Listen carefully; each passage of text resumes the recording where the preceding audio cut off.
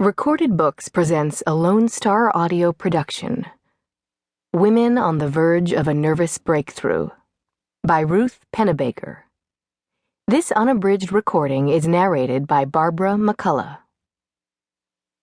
Recorded Books is the producer and publisher of Lone Star Audio, celebrating the work of great writers from Texas. And now, Women on the Verge of a Nervous Breakthrough. Chapter 1. "I don't want you to get upset when I tell you this," Richard said. He was breathing heavily into the phone. "Upset about what?" Joanie asked. "You already sound upset, Joanie. Maybe I should tell you later." "Upset about what?" "Will you calm down?"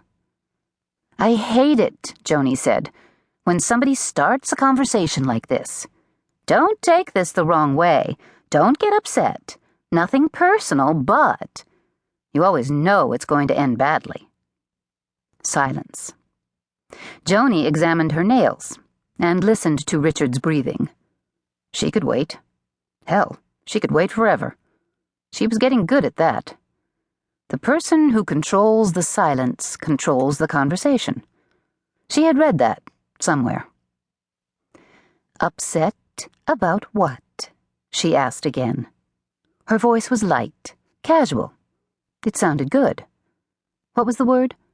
Oh, yes. Insouciant. "Well," Richard said, "BJ is pregnant. I thought you should know." "DJ? Who's that?" "BJ, Joanie. You know who she is. We've been living together for 3 months now." "Oh, really? That little teenager?" "She's 29, Joanie. She'll be 30 by the time the baby is—" "You motherfucking asshole!" Joanie screamed. She slammed down the phone.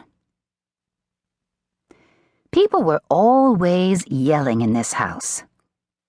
Ivy had distinctly heard her 49-year-old daughter screaming.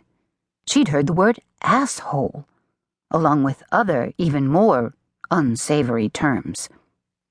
Ivy's own mother, dead for some 30 years, and not particularly mourned, would have washed her daughter's mouth out with soap if she'd ever heard her utter words of that ilk.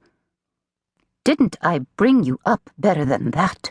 her mother would have asked, her eyes narrowing, her lips pursed.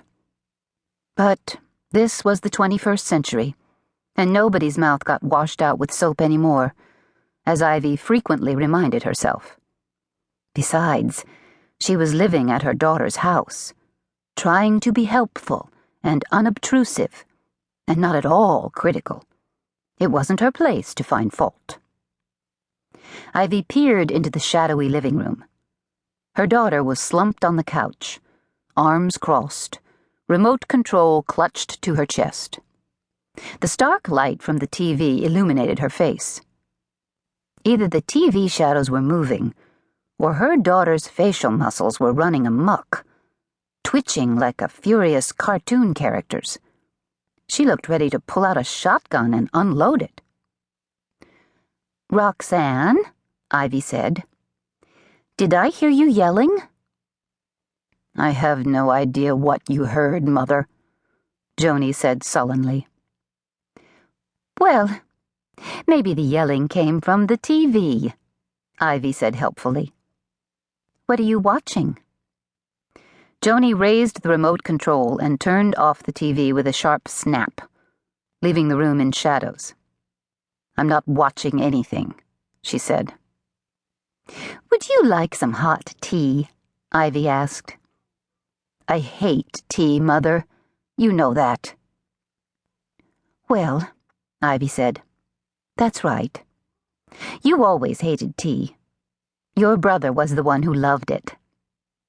She lingered in the doorway, thinking for a few more seconds. "Do you want to talk?" Joanie pulled a sofa cushion up to her chest and wrapped her arms around it. "No," she said. "Thank you, Mother. I just..."